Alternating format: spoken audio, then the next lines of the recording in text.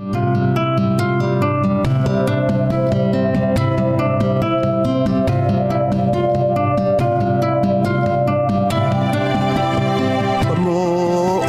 ang puyo at taluok mo tubig daanan namin sa batay.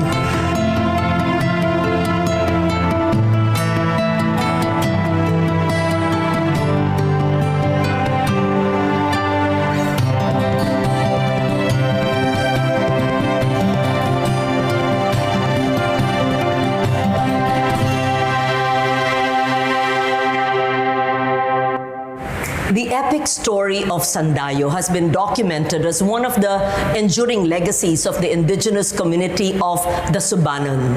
Our Dayaw team ventured to the Zamboanga Peninsula to seek out the story of the epic hero. When we got to Zamboanga del Norte and Zamboanga del Sur, our team found oral literary traditions still very much alive, even though the Sandayo story is somehow lost in their memory. Ginarong leg dato. In Barangay Paranglumba, Siayan, Zamboanga del Norte, leaders of the indigenous communities of the town convened to allow us to witness the oral traditions of the Subanen people. Ning mayako leron ita sa bulos mulet katat sa bulirayan sa labok dagdalandaman takin daganaan na Ang Subanen atong makita dinhi lang sa Zamboanga Peninsula, particularly Zamboanga del Sur, Zamboanga del Norte, Misamis Occidental. Diha makita nato ang mga Subanen. Although ang uban nga mga Subanen makita usab nato sa laing probinsya. Dinhi sa ato ang lungsod sa Siayan, ang Subanen o dili ko masayop. Naami diri mga 75%. Meaning daghan-daghan ang Subanen o diha mi dinhi mi nang inabuhi mao mangani ang Subanen dili nato pwede ingon nga naara mi nagpuyo suba. Kami lang permero dito mi sa baybayo nagpuyo, nakita mayon ako ang akong katigulangan. Giaan mo kiliangan lo. Ang Subanen sa unang panahon na para sa kapatagan na para sa mandapling baybay. Tungod kayo nga na sa kulang og edukasyon, kulang og grado, mahadlok taon og mga Bisaya. Pailisan na lang nila ang ilang ayuta. Tungod sa kadlok mo dagan sa bukid, pailisan na lang asin, pailisan tabako. Tungod lagi kay mahadlok in taon og mga Bisaya kawalay mga grado. Sumoni ang bukid sa Siayan, bisag asa muling kapit sa Ruas, nagtagbo-tagbo na ang mga Subanen ning ibabaw ning bukid. Tungod kay ikan din patag sige abanti sa unahan, sige abanti sa bukid para lang nga magligay unta kay kaning Subanen gud ma'am. Itawag na siya og loving people, may gugmaon niya di ni sila gusto kasamok. Si baing ma bangang ayung daw malong ning maung bangang daw tatuang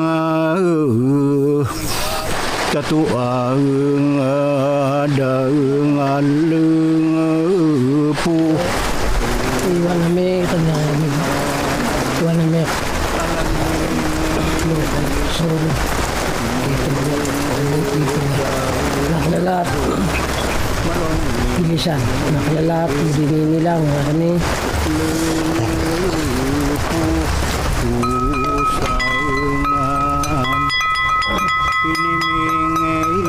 iso sa dito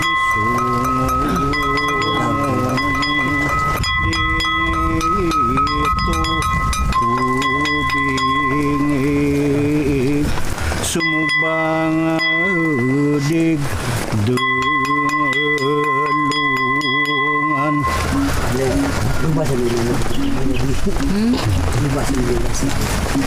Ale, tumumba kami.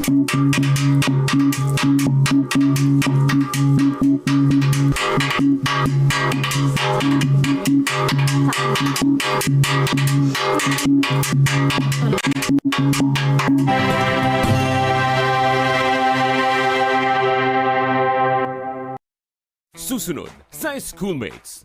Feeling nostalgic? Balikan natin ang mga most unforgettable episode natin about relationships. Kasama si Trisha at James. What if magka-jowa ka, tapos sabi niya, ay, hindi ako very comfy, what if wag natin siyang sama? Nung nakita mo na yung cellphone mo, ayun na, nag-I love you na sila. Mas mag-overthink kami if you don't tell us the truth. Yeah. If you stay committed to the relationship and to the marriage, kakalabanin mo kahit sarili mo. I agree. It's Schoolmates 2025. Anak TV Seal Awardee. Huwebes ng gabi. Dito lang sa PTV.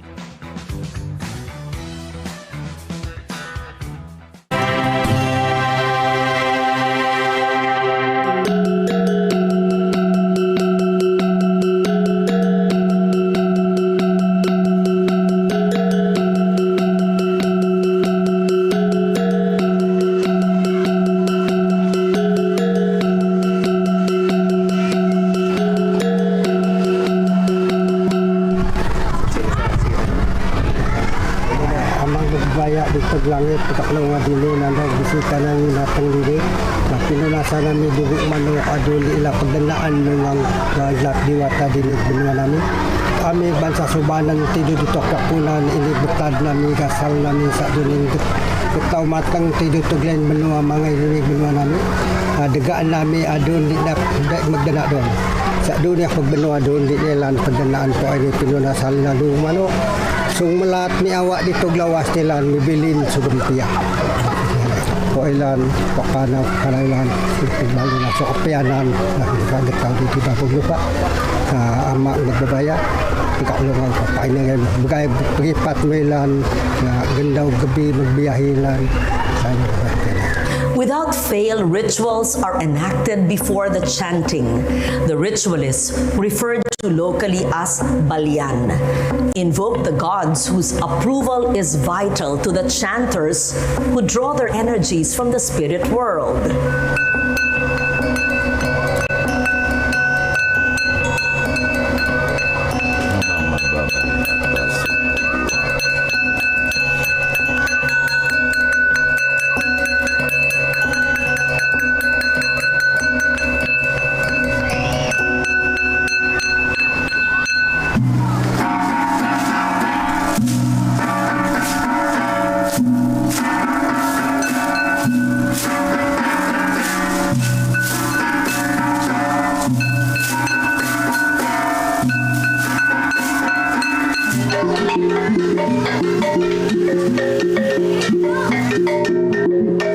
In Sindangan, the intangible cultural heritage of Subanen thrive.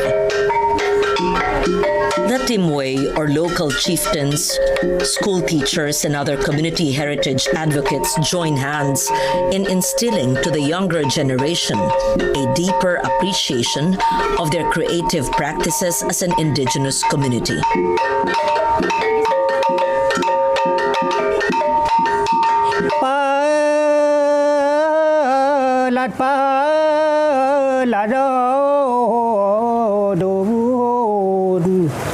Guman kay ni aksinugilan meni dayon aksinugilan nga adwa guana niya kasaysayan ma dito kasaysayan dito mibiyanan no magulang bagudin mihimo sugilanon mihimo guman tido tog di pagdagat paeg kuli le duhod kay gonutan Ginadong le nagdatubo andang di kanda kay ni kita ita meta maksokla mulut na meta amo madangan tidak datang amo mepiu unina sumapo sumusipo Ekto bigta ini mianod nama dalong tami ulang awas nama Hidodongon tu galing kalau nudo sintak mitaos sugapo giloy magamitin sa digbaklong. Sa doon yung bakbaklong, bakbano yung tagbaklong, kay nahanglan, giloy. Para kay giloy, kaya andun yung guluganan, para kay nga daotang espiritu, kay maglat diwata, hindi makakasampal, hindi makapasak. So klayo, hindi guluganan, kastilo yan.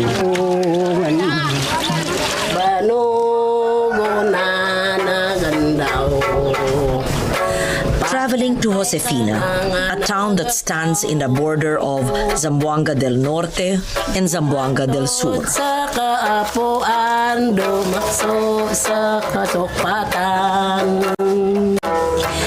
May chanters introduced to us the story of Rao Bulawan, the flying Monsala, and the magic elements that make up the Subanen life world.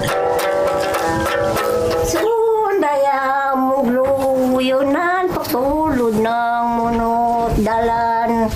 Batang bayog ni bintay po na tamil ni tay. Alayo o kakpitang salumaya pangmaya maya o ubaya kay aron di umasala migbalin tayo raka alabuk aron naglaw nanta maksalabuk Nanida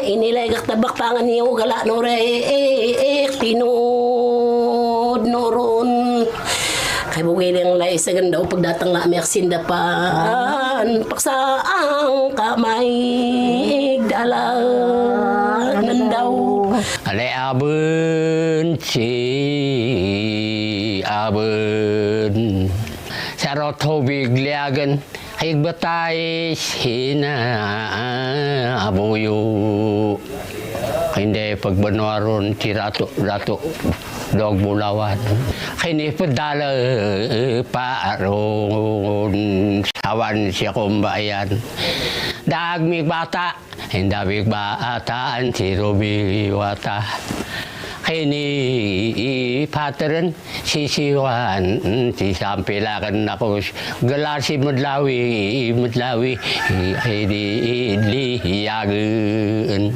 ani sino ko bitawi at lagayan ma kay sa loob mong sala po sa kayan niya dato po sa bulos dodli iyagan betay sinabuyo unda mensan pedlaat pedlirungu di mana gina mialap bito no din anu nga karaan bitong magulang mialap bito kaya etara sambaan lanaran sambaan la kay guma nabuyo pura gumulang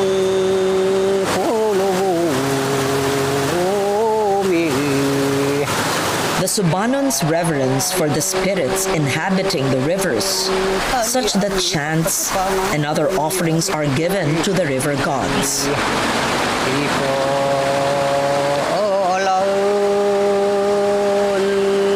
Ami magtatandog, ami magtatuo. Okay, no. Sakto big kanig di burok, tagdalong nagambo.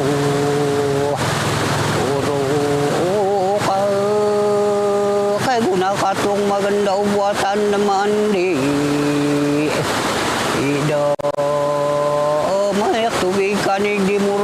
kami tutong ami akalagan mirapog na kaso. Upi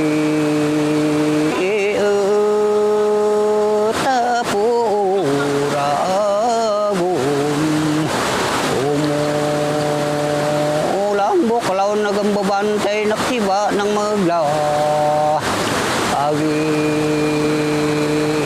ipaut saksalad sak piglumbangan saksikaw na pika.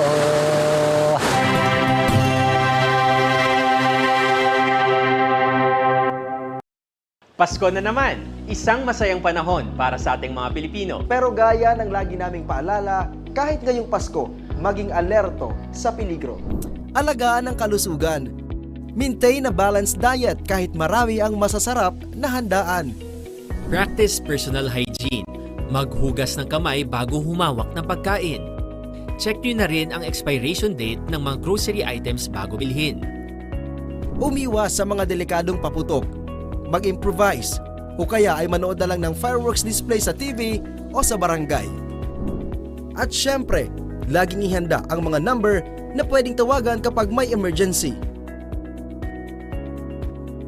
Salubungin natin ang Pasko at Bagong Taon Nang ligtas at puno ng pag-asa.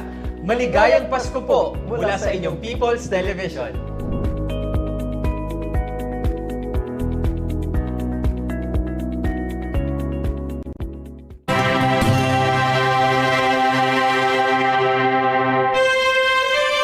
Sandayo of the Subanen tells of the story of the hero who is born through extraordinary circumstances as he fell out of the hair of his mother while she was combing it. Thence he leads his people in the fight against invaders of their land and waterways.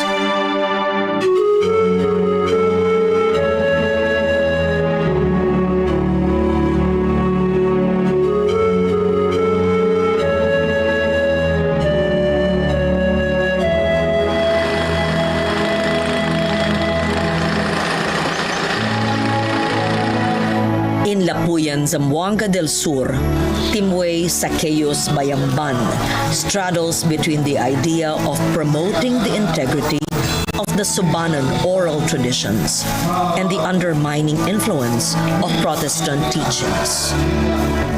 Subanen, basically ganyan. If somebody comes, they share the area. Ngayon, if there are migrants, yung clearing ko dito, kung saan ako nagtatanim, i-offer ko yun sa mga bisita na naghahanap buhay. Kasi alam ng Subanen, pagdating mo, wala ka. Timway Imbing offers people who come from nearby areas. Pagpunta dito, tuturo niya dyan. Walang tao dyan, pwede ka na magtanim dyan. Kasi actually, the Subanens are nomad. Ta-transfer yan. But there is a good reason for it. It doesn't mean that they are leaving the area. No. That is their way of preserving the land. Leaving the land to heal. That area cannot be owned by anyone except me. Kasi after how many years, I will return that still my property where I started. The purpose is to heal the soil. The advent of Protestantism as early as 1912 and its continued appeal to the people of Lapuyan in Zamboanga del Sur may have had some impact in the preservation and continued circulation of the traditions of the Subanen. This includes a story of the tale surrounding Sandayo and his adventures.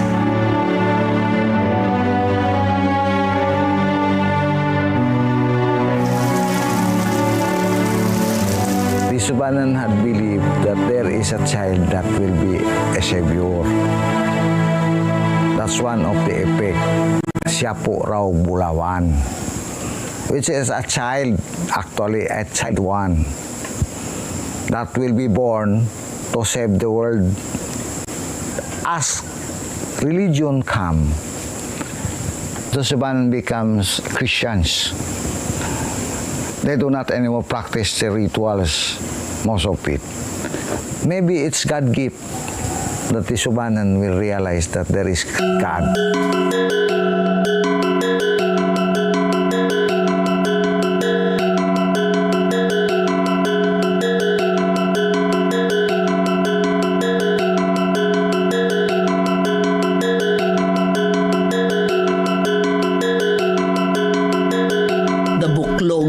Is the most important Subanen ritual that signifies oneness and fellowship. The rituals surrounding it integrate the performance of the epic chants. However, there are challenges to the tradition of holding a buklog. The amount of preparation, including the resources that must be allocated to sustain a buklog, constrain the Subanen people from holding it every 5 years as custom dictates.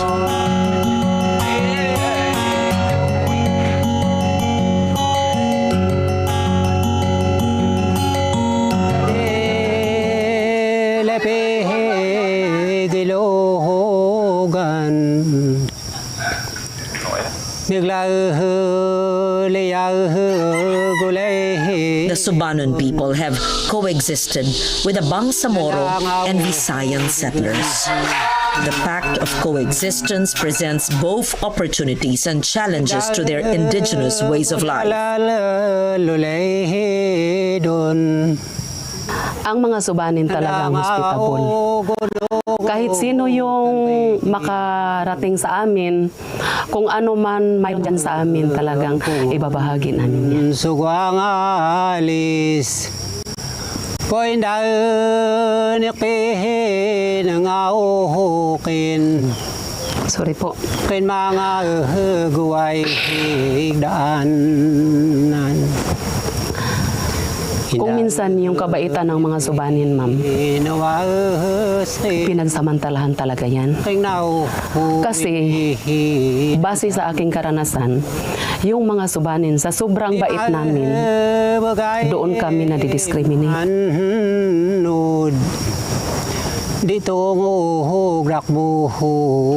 Ganito man yan. Doon sa school, yung mga Bisaya, hindi sila makipagkaibigan sa mga Subanen. Bakit hindi sila makipagkaibigan? Kasi harap-harapan yan sinasabi nila sa amin na ayaw nila makipagkaibigan sa Subanen. Kasi ang mga Subanen, pangit, hindi nagbibihis, walang bagong damit. Tapos, walang alam. Tinanong ako ng isang pare. Sabi niya, so ngayon, bilang isang parte ng tribo o bilang isang parte ng kultura, ano ang pananaw mo? Sabi ko, Father,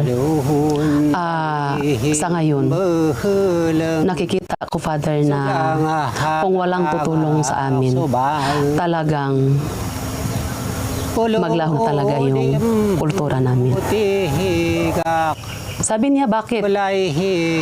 Kasi, Father, sa ngayon, yung mga kabataan, ayaw na nila magsalita ng Subanen. Ayaw na nila magsuot ng mga Subanen attire namin.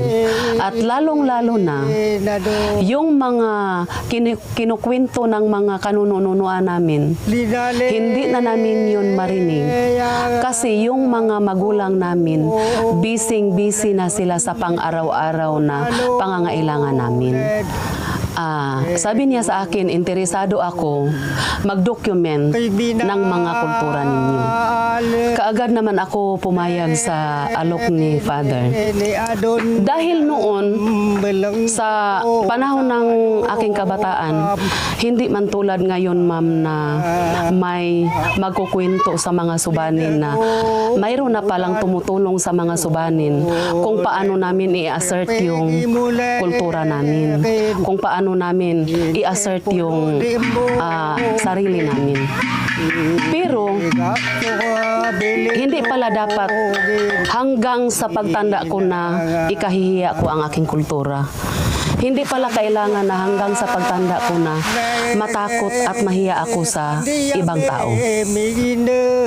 Kahit sino ka pa, equal lang tayong lahat. Pushed to the hinterland, the Subanen persist in pursuing the wisdom of their indigenous knowledge systems and practices. Our students can certainly learn much about the Subanen life world by reading the epic Sandayo, which is now widely available. But for the Subanen people of the hinterlands, the story of Rao Bulawan, the magic of the flying Monsala, and the wizardry of a ring that brings back to life their fallen heroes. These are the fragments of what was once a long narrative which they struggle to keep in the midst of change and modernity. For now, these are the stories that matter to the Subanen people. Nagbata di aso. This is Lauren Legarda bringing to you the emblems of Dayaw, our knowledge, our pride. Ama pagbahalua ay nanda paglaga pisay piga mo amo gani ga ano no pigubog naktiraw bay kay sina ano siya ama no minganaw paga aguleng mingana gagumakad kandang kaya aksuk ligi indaga anak telas naktura yagan.